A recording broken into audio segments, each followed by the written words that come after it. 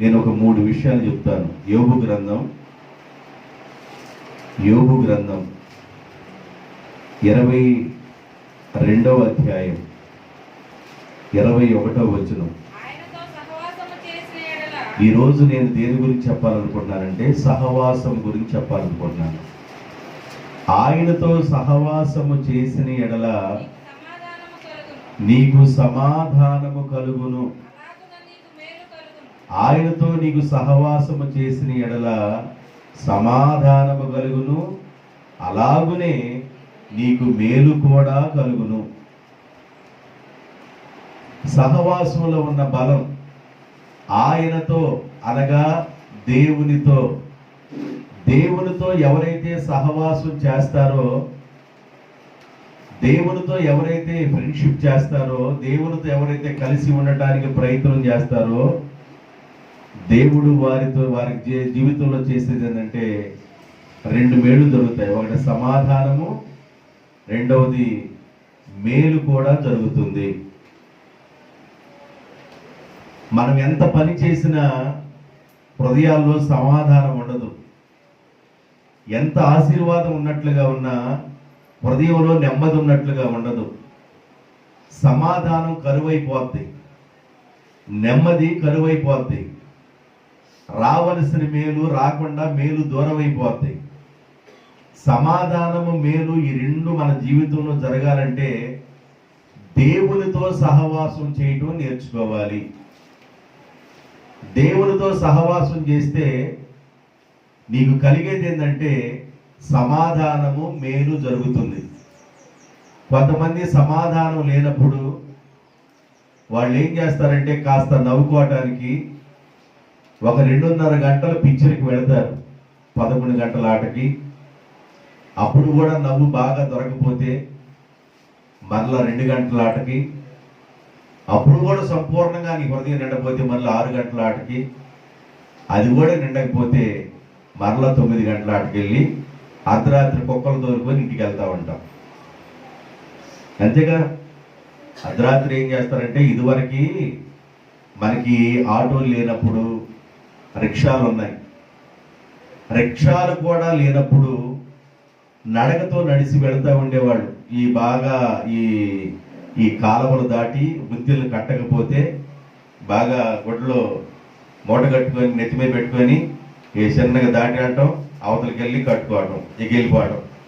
ఏందయ్యా ఎక్కడి నుంచి వస్తున్నాం అంటే, ఇప్పుడే ఒక షో చూసి వస్తున్నాను, రాత్రి వేళ ఇక దెయ్యాలు తిరుగుతాయనే భయం. కానీ ఇంకే భయం ఉండదు. వాళ్ళే ఒక దెయ్యాలు అయితే ఇక దెయ్యాలకి వాళ్ళకేం భయం ఉంటుంది, ఇక తిరిగి రావటమే అనమాట. చెరుకు పనులు మంచి ఆట ఆడకపోతే తెనాలి చూసి వస్తుంటారు. ఇలాంటి అనుభవాలు లేని వాళ్ళు లేకపోలేదు. ఒకవేళ మీకు ఉన్నారయ్యా అట్టటి వాళ్ళు ఉన్నారని అడిగితే నేను అడ్రస్ చెబుతాను, మీరు వెళ్ళి అడగండి. తెనాలి కూడా వెళ్ళిపోయి చూసుకొని ఏమి దొరకపోతే బస్ స్టాండ్లో పడుకొని ఉదయాన్నే టవల్ పొచ్చం మీద వేసుకొని ఇక వచ్చి చెరుకు పనిలో వచ్చి 2 ఇడ్లీ తిని చిన్నగా ఇంటికి రావటం అనమాట.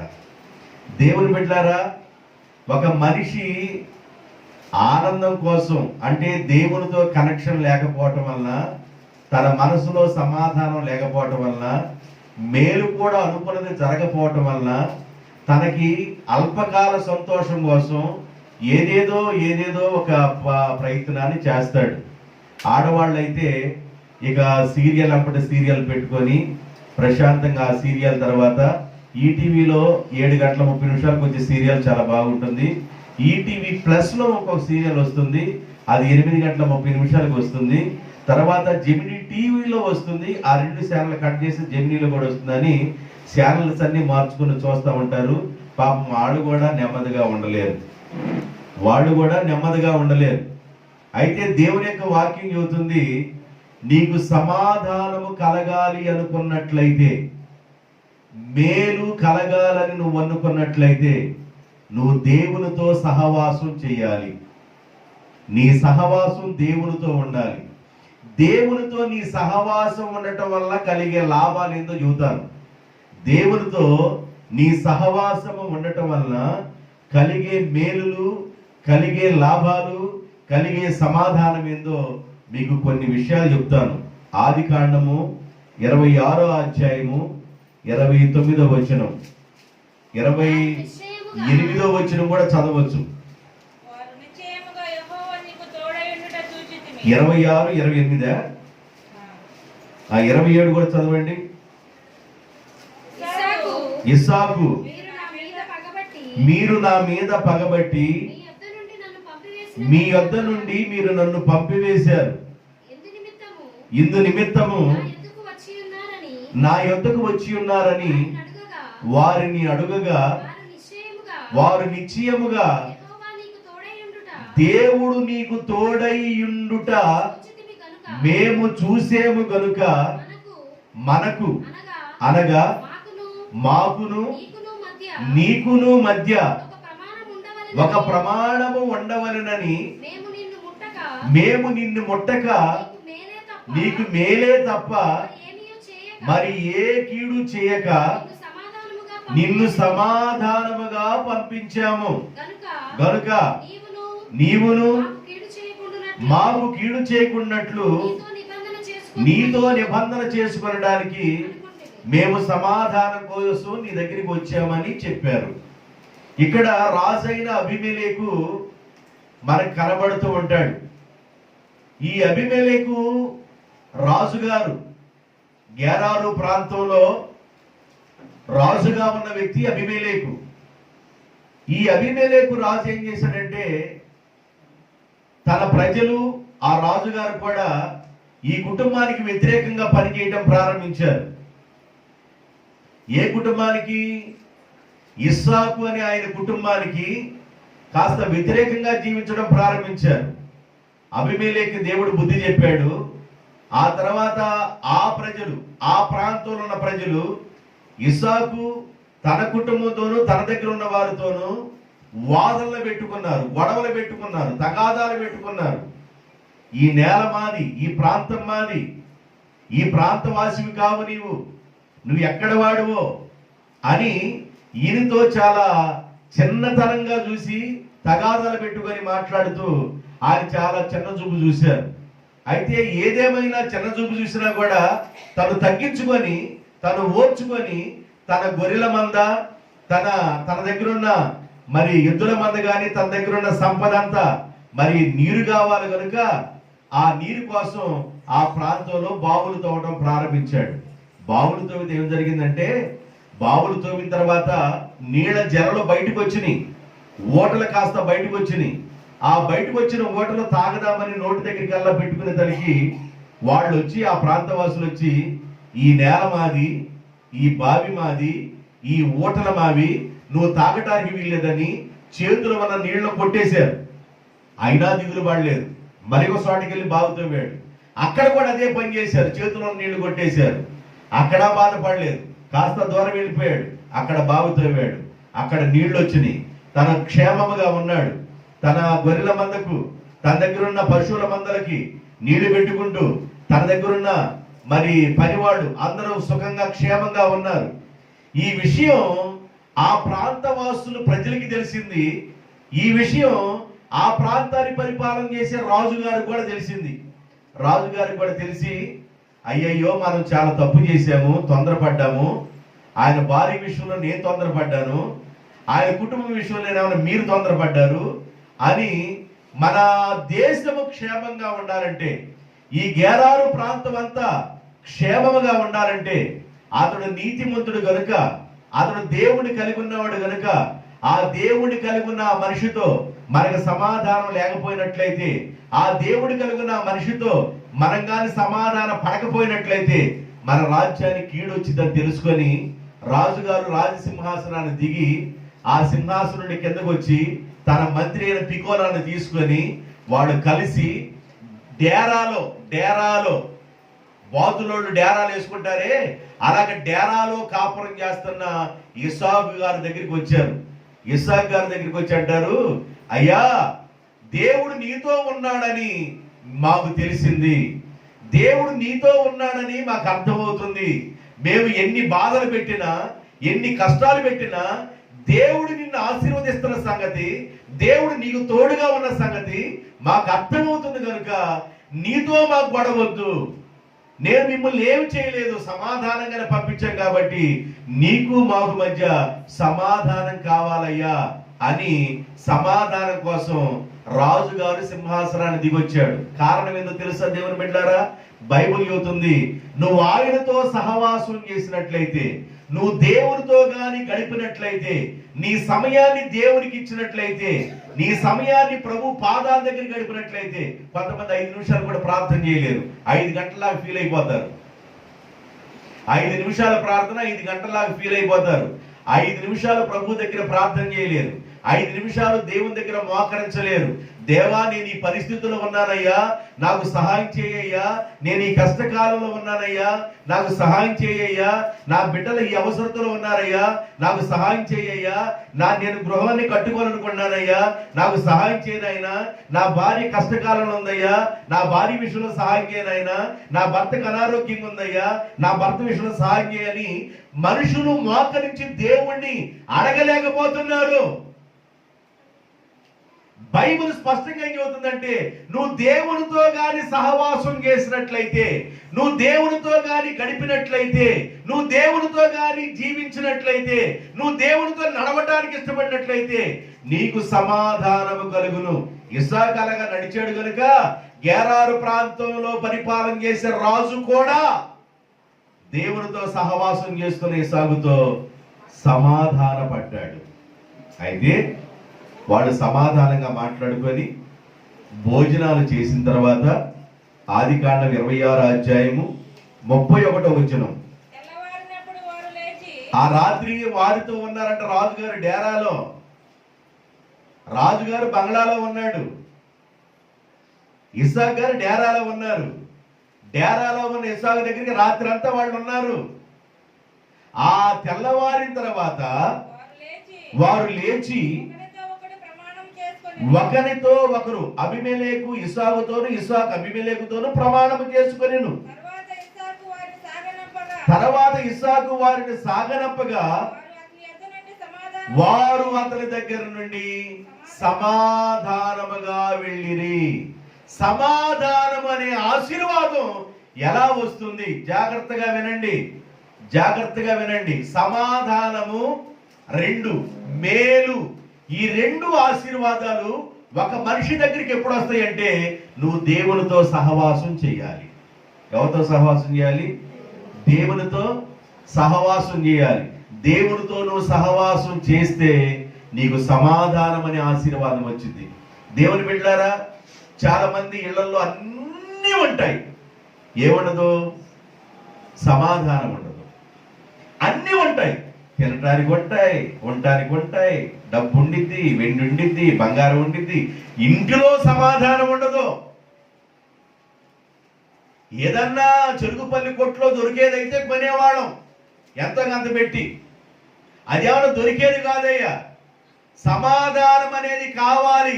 నీ ఇల్లు శాంతిగా సమాధానంగా ఉండాలి అనంటే నువ్వు దేవునితో ఎక్కువగా సంబంధం కలిగి ఉండాలి. దేవునికి స్తోత్రం. ఎన్ని తలచినా ఏది అడిగినా, ఒక వచ్చిన పాడదాం, అందరు కలిసి పాడండి. ఎన్ని తలచినా ఏది అడిగినా జరిగేది నీ చిత్తమే ప్రభువా, జరిగేది నీ చిత్తమే. ఎన్ని తలచినా ఏది అడిగినా జరిగేది నీ చిత్తమే ప్రభువా, జరిగేది నీ చిత్తమే. నీ వాక్కుకై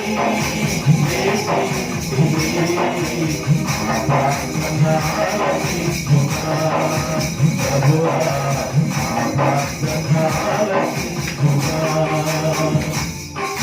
నీ తోడు లేక, నీ ప్రేమ లేక ఇలలోనే ప్రాణి నిలువలేదు. నీ తోడు లేక, నీ ప్రేమ లేక ఇలలోనే ప్రాణి నిలువలేదు. అడవి పూలే ఈ ప్రేమ పొందగా, అడవి పూలే ఈ ప్రేమ పొందగా, నా ప్రార్థన ఆలకించుమా ప్రభువా, నా ప్రార్థన.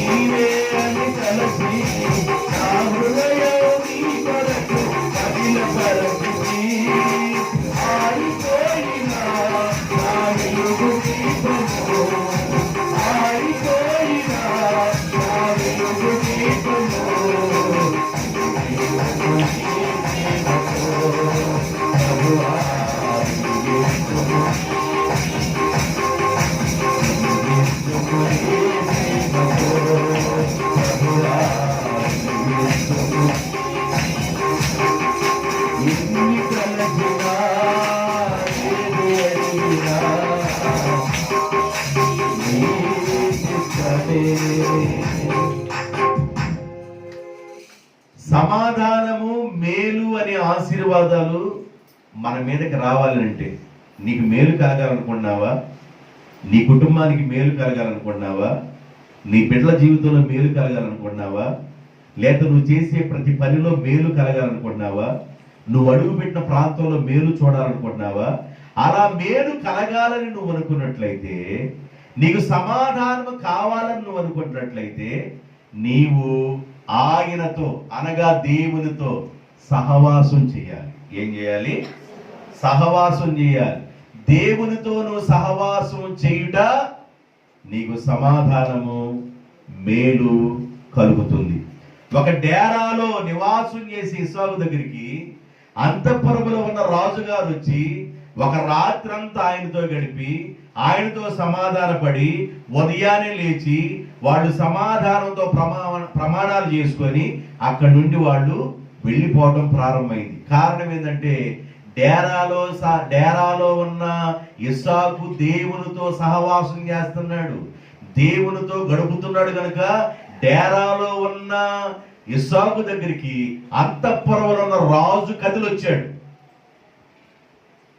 ప్రార్థన ఏం చేసిందంటే రాజును కూడా కదిలిస్తుంది. ప్రార్థన పరిస్థితులను మారుస్తుంది. అది తర్వాత అంశంలో చెప్తాను. కాబట్టి సమాధానము ఈరోజు దేవునితో సహవాసం చేయటం వలన నీకు సమాధానం. సంఖ్యాకాండం 6వ అధ్యాయము 26వ వచనం. సంఖ్యాకాండం 6వ అధ్యాయం 26వ వచనం. యెహోవా నీ మీద తన సన్నిధి కాంతి ఉదయింపజేసి నీకు సమాధానము కలుగజేయునుగాక. యెహోవా నీ మీద తన సన్నిధి కాంతి ఉదయింపజేసి నీకు సమాధానము కలుగజేయునుగాక. అంటే బైబిల్ ఏం చెబుతుందంటే దేవుని ద్వారే మనిషికి సమాధానం కలుగుతుంది. దేవుడిచ్చే సమాధానం అది ఎంతో ఆశీర్వాదకరంగా ఉండిద్ది. దేవుని ద్వారా సమాధానం కలిగిద్ది. నీ కుటుంబానికి ఎంతవరకు క్షేమం లేదేమో, నెమ్మది లేదేమో, సమాధానం లేదేమో, ఈ రోజు దేవుడు మాట్లాడుతున్నాడు. నేను నీకు సమాధానం ఇవ్వడానికి ఈ రోజు నీతో మాట్లాడుతున్నాను. నీ మీద నా సన్నిధి కాంతి ఉదయింపజేస్తాను, నీకు సమాధానం కలిగిద్ది. దేవుని ద్వారా నీకు సమాధానం వస్తుంది. ఆయన సన్నిధి కాంతి మన మీదకి రావాలి. దేవుని సన్నిధి ఎప్పుడు వచ్చింది మన మీదకి? ఇప్పుడు మనం ఎక్కడున్నాం?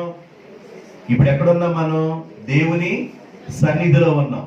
దేవుని సన్నిధిలో ఉన్న మన మీదకి దేవుని ఉదయకాంతి మన మీదకి వస్తుంది. సమాధానం కూడా మన మీదకి వస్తుంది. దేవునితో గడపాలి. ఆదివారం 2:30 గంటల ప్రార్థన ఉండిద్ది. 1 గంట పాటలు ఉంటాయి, 1 గంట కీర్తన భావం దానికోసం వదిలేస్తాం, 1 గంట వాక్యం ఉండిద్ది. 2:30 గంటలు ప్రభుతో గడపడానికి చాలా బిజీ షెడ్యూల్ ఉంటుంది కొంతమందికి. 2:30 గంటలు కూడా ప్రభుతో గడపలేకపోతున్నారు. ఎక్కడ నువ్వు గడుపుతున్నావు? అయితే నీ ఇంటిలో కూడా ఏం చేయాలంటే నువ్వు దేవుని తట్టు నీ చేతులు ఎత్తి ప్రార్థన చేయాలి.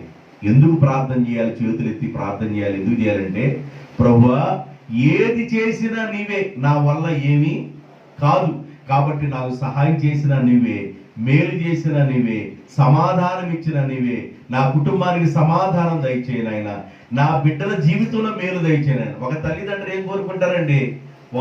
ఏం కోరుకుంటారంటే నా బిడ్డలు బాగుండాలి, నా బిడ్డల భవిష్యత్తు బాగుండాలి, నా బిడ్డలు ఆశీర్వాదకరంగా ఉండాలి. ఇక అంతకంటే తల్లికి తండ్రి కావాల్సిందేముంది? దేవుని యొక్క ఉదయకాంతి మన మీదకి రావాలి అంటే ఆయన సన్నిధిలో మనం గడపాలి. ఎక్కడ గడపాలి?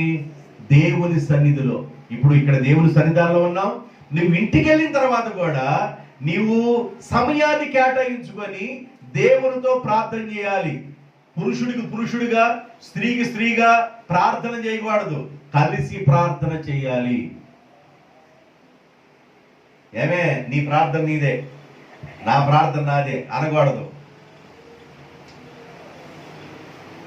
ఏదైనా ఒక దాని కోసం బైబిల్ చెబుతుంది. 18:19 అనుకుంటారు మత్తయి సువార్త. మత్తయి సువార్త 18:19 ఒకసారి చూడండి.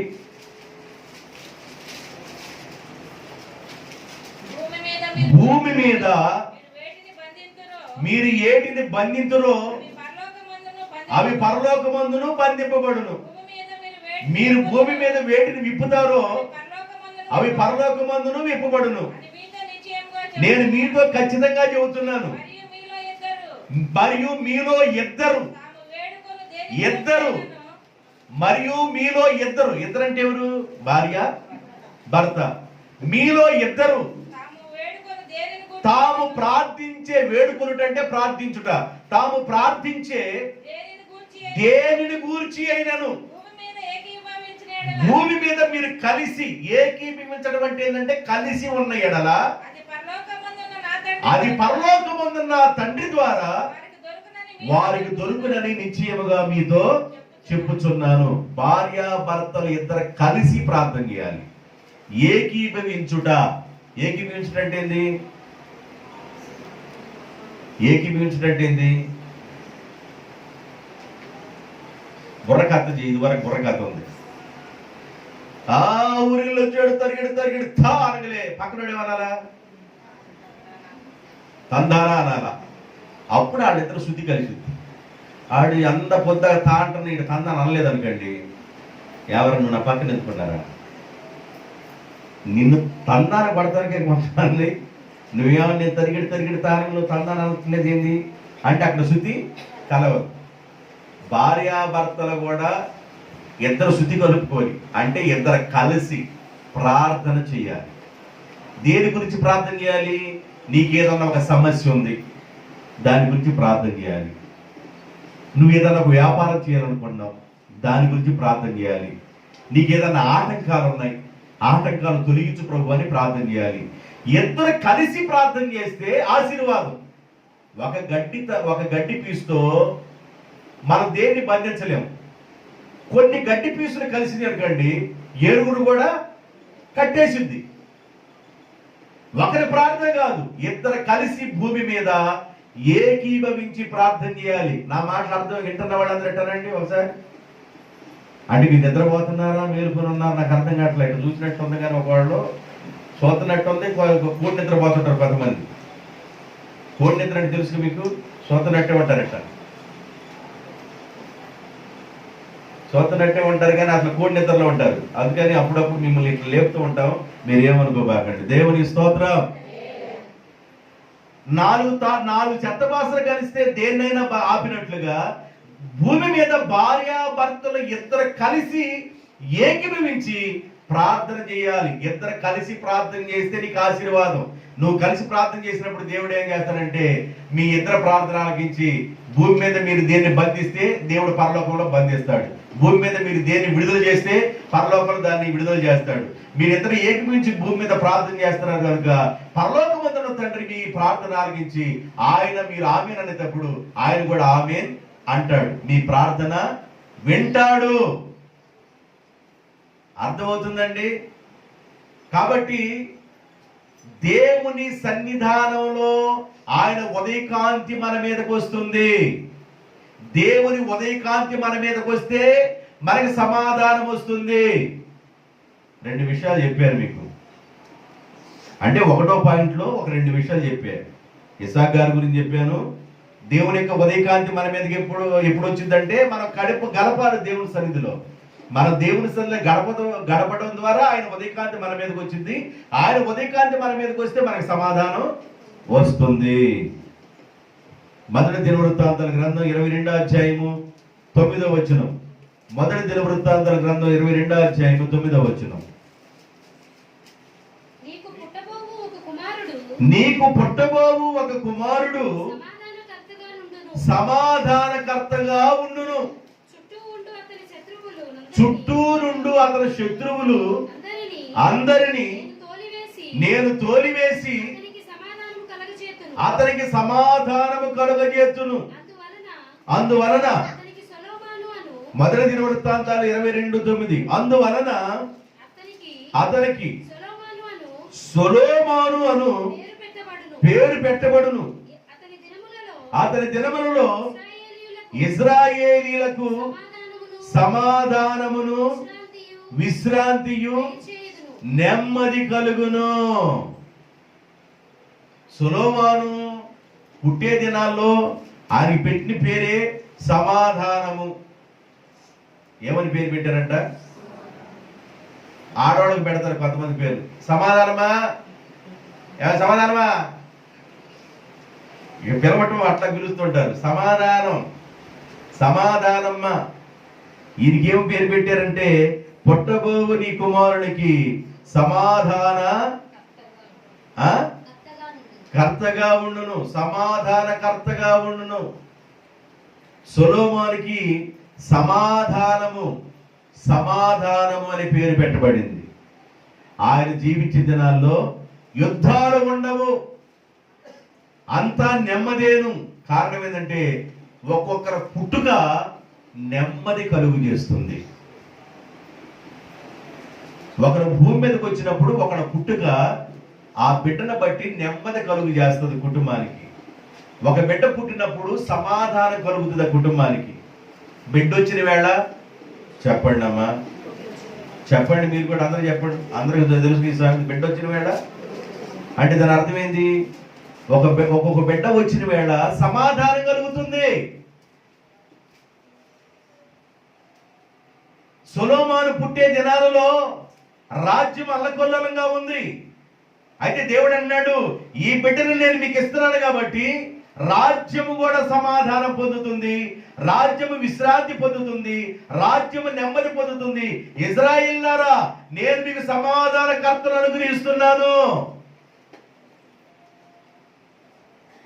సొలొమోనుకి సమాధాన కర్త ఒక పేరు కూడా ఉంది. ఆయన ద్వారా దేశానికి నెమ్మది కలుగుతుంది, సమాధానం కలుగుతుంది. ఒక్కొక్కరి ద్వారా సమాధానం కలుగుతుంది. ఒక్కొక్క మనిషి దగ్గరికి వెళ్ళి కూర్చుంటే గంట సేపు అయినా కూర్చోబుద్ధి అయింది, 2 గంటలైనా కూర్చోబుద్ధి అయింది. ఎందుకంటే ఎదుటి వారిని మాట్లాడే మాటలు ఆ ఎదుటి వారిని ఆకర్షిస్తూ ఉంటాయి, ఆ ఎదుటి వారికి మృదుత్వం కలిగిస్తుంది. ఎంతసేపు ఉన్నా హాయిగా ఉన్నట్టుగా ఉండిద్ది. మెట్టగౌడపాలెం నుండి వల్లి వస్తాడు, అప్పుడప్పుడు వస్తూ ఉంటాడు. వల్లి సైకిల్ వేసుకుని వస్తాడు. ఆ వల్లి బాగున్నావా అంట, బాగున్నానయ్యా. ఏం సంగతి అంటే, ఇంటికాడ ఏం తరదు ఇట్లా. మరేం సంగతాను? మందిరంలో కొద్దిసేపు కూర్చుంటే హాయిగా ఉండిద్దానంటాడు. సరే కూర్చో అంట. కూర్చున్న 2 నిమిషాలకి ఇంటి దగ్గర రాని నిద్ర, ఇంటి దగ్గర రాని నిద్ర. ఆయనకి చర్చిలకు రాగలే. మరి భార్య ఏది ఎత్తుందో, మరి ఏమి జరుగుతుందో తెలియదు కానీ, పనికెళ్ళు అని ఏది ఎత్తుందో ఏది ఇట్లేదు నాకు తెలియదు కానీ, మరి వాళ్ళు మంచివాళ్ళే, నేను అనకూడదు కదా. మరి ఏమి ఆయనకి కొద్దువైపోతుందో, ఇంటి దగ్గర ఆయన నిద్ర రాదు, చర్చిలు రాగలే. అయ్యా నేను కొద్దిసేపు కూర్చుంటే హాయి ఉంటుంది నా ప్రాణం అంటాడు. కూర్చో, ఫ్యాన్ వేసుకుని కూర్చో. ఇక చూడు, ఇక అయ్యా ఏది వల్లి ఎక్కడే వండావా? వండానయ్యా. హాయిగా ఉండిద్ది ఆయనకి. ఇంటి దగ్గర లేని నెమ్మది చర్చలు రాకుండా ఉంటుంది ఆయనకి. కొంతమంది ఇంటి దగ్గర భార్య ఒక్కొక్కడిని ఏపుకొని తింటా ఉంటుంది, మాడేసింది. ఏపుడు కూడా, ఏపుడు మామూలుగా సామాన్యంగా ఏపుకునేది వేరు, మాడేయటం వేరు. కొంతమంది మాడేసి ఏం చేస్తారో తెలుసా? మాడింది నేనేం చేయమంట, గ్యాస్ మీద పెట్టినప్పుడు మాడింది నేను చూసుకోవద్దు. గ్యాస్ మీద పెట్టినప్పుడు ఆడకూతురు తల్లులు గ్యాస్ మీద ఒక వస్తువు పెట్టినప్పుడు నీ మనసు ధ్యాస అంతా ఆడుండొద్దు. అన్నం పొగలు వచ్చేటప్పుడు వస్తారు, గప్ప పరిగెత్తుకుంటూ వస్తారు, అప్పుడు గడుగు మాడింది. కొంతమంది కూరలో ఉన్న పులుసంతా పాగొట్టి ఎగరేసి పెడతారు. ఏదండి పొద్దాక పులుపు తింటే అంత బాగుండదని అంటే ఎగరేసానని చెప్పరు. సరి చేసుకోవడానికి ఎన్ని పద్ధతులు వెతుకుతారో, ఆడోళ్ళు సరి చేసుకోవడానికి ఎన్ని పద్ధతులు వెతుకుతారో. ఏమే కాస్త గ్రేవీగా తెచ్చలేదండి, రోజు తింటాం కదా మన గ్రేవీగా, ఈ రోజు నేను గ్రేవీ లేకుండా చేస్తే ఎంత బాగుంటుందని అలా చేశానంటది. మనం ఏం చేయాలంటే అట్టగా సరే ఏం చేస్తాం, చేయగలిగింది ఏమి లేదు, సర్దుకోవడం తప్ప చేయగలిగేది ఏమి లేదు. వాళ్ళు ఏం చెబుతారు, కాస్త గ్రేవీగా చేసి కూరలు కాస్త గ్రేవీగా చేయండి, చక్కగా పెట్టండి, భర్తకి పిల్లలు చక్కగా పెట్టండి. ఆ గ్రేవీ లేకుండా ఏమి లేకుండా అంత అని ఏం తింటాం?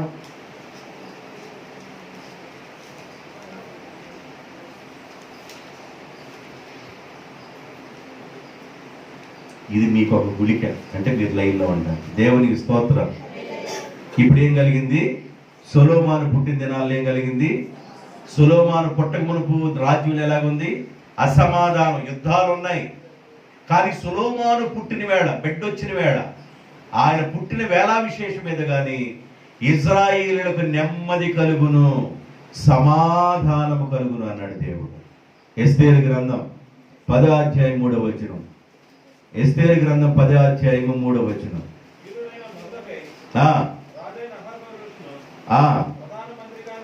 ప్రధానమంత్రిగా ఉండి తన వారందరితో సమాధానముగా మాట్లాడుచు తన జనుల యొక్క క్షేమమును విచారించువాడును,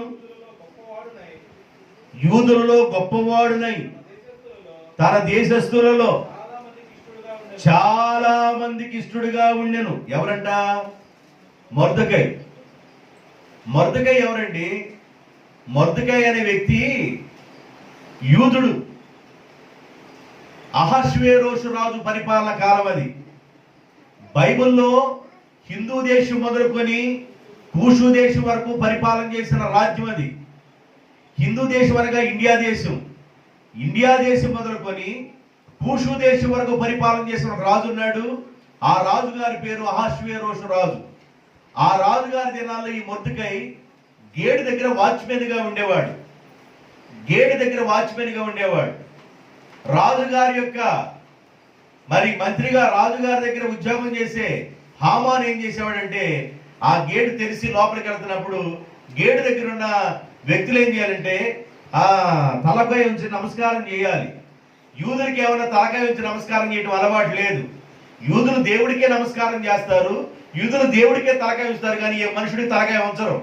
కనుక ఈ తలకాయ ఉంచకుండా నమస్కారం చేయట్లా. ఈయన కోపం వచ్చేసింది. హామాను కోపం వచ్చింది. అసలు ఎవరు ఈయన? ఈయన జాతి ఎవరు? అసలు ఈయన జాతి కూడా విత్తనం కూడా లేకుండా ఏరేద్దాం అనుకున్నాడు హామాను. మొర్దెకై జాతి యోధా జాతి. యోధా జాతిని భూమి మీద లేకుండా చేయాలనుకున్నారు. ప్రస్తుతానికి యూదుల మీద యుద్ధాలు జరుగుతూనే ఉన్నాయి. ఈ రోజు కూడా ఇజ్రాయెల్ దేశం మీదకి యుద్ధాలు జరుగుతూనే ఉన్నాయి. యోధా జాతిని లేకుండా చేయాలి, ఏరేద్దాం అనుకున్నారు. ఎవరైతే ఏరేద్దాం అనుకున్నారో ఆ వ్యక్తికి ఉరిశిక్ష పడ్డది. యూదులందరూ తప్పించబడ్డారు.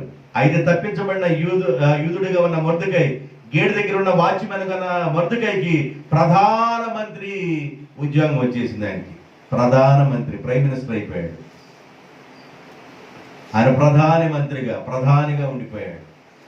ఈయన గారు ప్రధానిగా ఉన్నా ప్రజలందరితో సమాధానంగా ఉండేవాడంట. ఒక్కరు గెలిస్తే చాలిక ఓట్లు అడిగేటప్పుడు కనపడతారు, దిగేటప్పుడు కనపడతారు. ఇక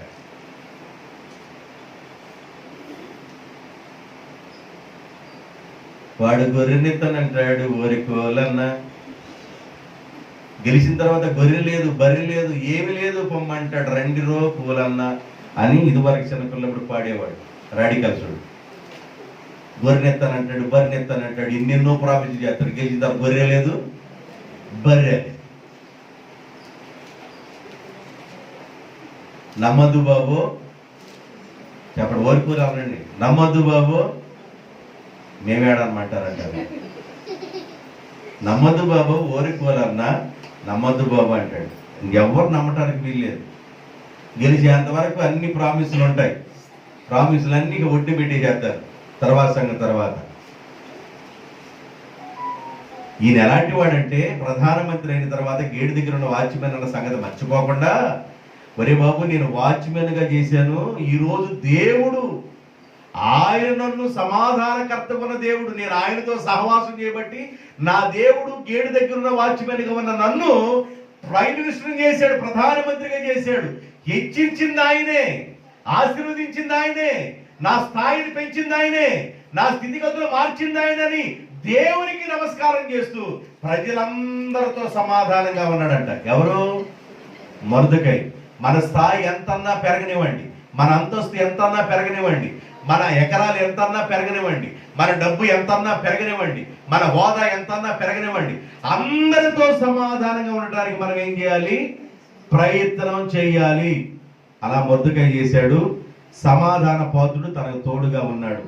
మీకు ఒక్క పాయింట్ చెప్పడానికి చాలా టైం పడుతుంది.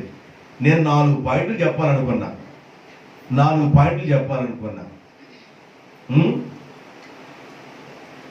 సాయంకాలం చెప్పుకోవచ్చు. మరి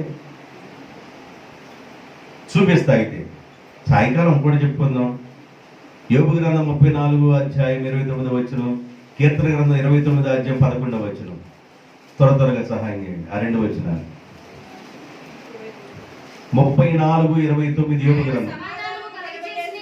ఆయన సమాధానము కలుగజేసిన ఎడల ఎవడు నిన్ను శిక్షిస్తాడు? దేవుడే నీకు సమాధానం కలుగు చేస్తే నీకు ఎవరు శిక్ష విధిస్తారు? అసలు సమాధానం ఇచ్చిన దేవుడు. నీ సమాధానాన్ని ఎవరు కాజేయగలరు? ఎవరు నిన్ను శిక్షిస్తారు? ఎవరు శిక్షించడానికి వీల్లేదు. ఇప్పుడు సూర్యుడు ఉదయిస్తున్నాడు. బరుసులపాలెంలో ఉన్న మనమందరం మన అరిచేతులు అడ్డం పెట్టి, సూర్యుడా నువ్వు ఉదయించవా కానీ మన అరిచేతులన్నీ అడ్డం పెట్టేవారికండి. మన అరిచేతులను దాటుకుని పైకి రాడా? మనం ఆరాధించే దేవుడు రవికోటి తేజస్సు కలిగిన వాడు. రవి అనగా సూర్యుడు, కోటి సూర్య ప్రభావం కలిగిన వాడు మనం ఆరాధించే దేవుడు. అంత గొప్ప దేవుడు అంటాడు, నేను మీకు సమాధానం కలుగు చేయగా ఎవరు మిమ్మల్ని శిక్షిస్తాడు? మిమ్మల్ని శిక్షించేది ఎవరు? తర్వాత వచ్చిన యెహోవా తన ప్రజలకు సమాధానమును బలమును అనుగ్రహించువాడు. యెహోవా తన ప్రజలకు సమాధానమును బలమును అనుగ్రహించువాడు. ఇలా చెప్తే ఇదే మెసేజ్ చాలాసేపు చెప్పొచ్చు. చాలా అంతవరకు. ఏ పాయింట్ తీసుకున్నాను? ఆయనతో నువ్వు సహవాసము చేసిన ఎడల నీకు సమాధానము మేలు 2 దొరుకుతాయి. దేవునితో నువ్వు గడపటం ద్వారా, దేవునితో నువ్వు సహవాసం చేయటం వల్ల 2 ఆశీర్వాదాలు వస్తాయి. 1 సమాధానం వచ్చింది, 2 మేలు నీ మీదకి వస్తుంది.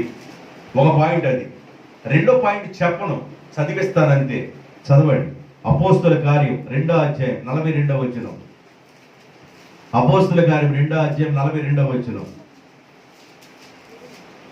వీరు అపోస్తుల బోధయందును సహవాసమందును రొట్టె విరుచుట యందును ప్రార్థన చేయుట యందును. సహవాసములో ప్రార్థన ఉండాలి.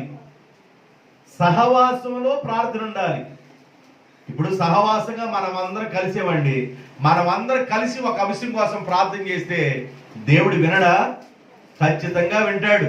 కాబట్టి సహవాసంలో ఉండవలసిన గొప్ప అంశం ఏంటంటే ప్రార్థన. ఎందుకు ఉండాలంటే ప్రార్థన పరిస్థితుల్ని మారుస్తుంది కనుక, రాజశాసనాలను ప్రార్థన మారుస్తుంది కనుక, ఉదయకాలం మన ప్రార్థన, మన కంఠస్వరం దేవుడు వింటాడు కనుక. ఇలా చెప్తే చాలా రిఫరెన్స్ చెబుతా. అదొక అంశం. 3వ అంశం సామెతల గ్రంథం 13వ అధ్యాయము 20వ వచనం. సామెతల గ్రంథం 13వ అధ్యాయం 20వ వచనం. జ్ఞానుల సహవాసము చేయువాడు జ్ఞానము గలవాడగును, మూర్ఖుల సహవాసము చేయువాడు మూర్ఖుడగును, చెడిపోవును. మన సహవాసం ఎవరితో ఉండాలి? ప్రార్థన వాళ్ళతో సహవాసం ఉండాలి. మన సహవాసం ఎవరితో ఉండాలి? జ్ఞానుల సహవాసము. ఎవర్రా బాబు భూమి మీద జ్ఞానులు అంటే? బైబిల్ సామెత గ్రంథం చెబుతుంది, యేసుక్రీస్తుని ఎరిగి ఉండుటయే జ్ఞానానికి మూలం.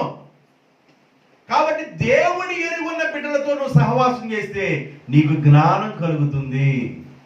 పైనుండి వచ్చే జ్ఞానం మృదువుగా ఉంటుంది. ఇలాగ చాలా విషయాలు జ్ఞానాన్ని గురించి రాయబడి ఉన్నాయి, మీకు వివరించటంలా. ఇప్పుడు 3 పాయింట్లు చెప్పాను. 1, సహవాసంలో ప్రార్థన ఉండాలి. దేవునితో సహవాసం చేస్తే నీకు మేలు, సమాధానం కలుగుతుంది. జ్ఞానులతో సహవాసం చేయటం వల్ల నువ్వు జ్ఞానం కలిగిన వ్యక్తి అవుతావు. 3 విషయాలు. 4వ విషయం ప్రార్థన చేసుకుందాం. ఇక 4వ విషయం 1 కొరింథీయులకు రాసిన పత్రిక 7వ అధ్యాయము 24వ వచనం. మొదటి కొరింథీయులకు రాసిన పత్రిక 7వ అధ్యాయం 24వ వచనం. సహోదరులారా, ప్రతి మనుష్యుడును ఏ స్థితిలో పిలువబడినో ఆ స్థితిలోనే మీతో సహవాసము కలిగి ఉండవలెను. ఏ స్థితిలో పిలువబడినో దేవుడు మనల్ని పిలుస్తాడు, మనల్ని ఆకర్షిస్తాడు. మనల్ని దేవుడు దేని కోసం పిలుచుకున్నాడో ఆ స్థితిలోనే మనం సమాధానం కలిగి ఉంటాం. ఒకవేళ ప్రభు నిన్ను పిలుచుకున్నాడంటే నీ ద్వారా దేవుడికి ఏదో ఒక పని ఉంది, నువ్వు ఆయన పని చేయాలి. పరిచర్య చేయటమో, ఒక పెద్దగా ఉండటమో, పాటలు పాడటమో, వాక్యం చదవటమో, మోకరించి ప్రార్థన చేయటమో, విజ్ఞాపన చేయటమో, లేదా అందరినీ సర్దుబాటు చేయటమో, లేదా ప్రజల్లో అనైక్యత వచ్చినప్పుడు వాళ్ళందరూ ఐక్యపరచడమో, ఇవన్నీ ఏదో క్వాలిటీస్ ఉంటాయి. ఒక్కొక్కటి ఒక్కొక్క క్వాలిటీ ఉంటుంది. ఆ క్వాలిటీని మనం ఏం చేయాలంటే మనం వాడుకోవాలి. 4 విషయాలు చెప్పాను మీకు. 4 విషయాల్లో ఒక పాయింట్ మాత్రమే క్లియర్గా చెప్పాను, 3 పాయింట్లు చెప్పాల. మొదటి పాయింట్ ఏంటంటే దేవునితో సహవాసం చేస్తే నీకు మేలు సమాధానం దొరుకుతుంది.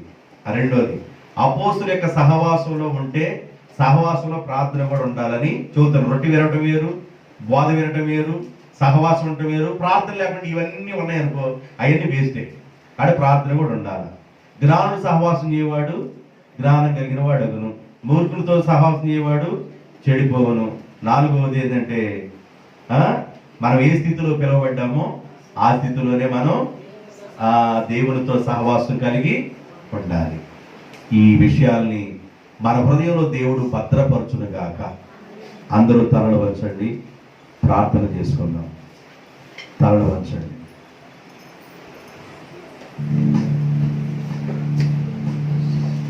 పరమ తండ్రి, పరిశుద్ధుడైన మా ప్రభువా, మీ పరిశుద్ధమైన పాదములకు స్తుతి స్తోత్రాలు నాయన.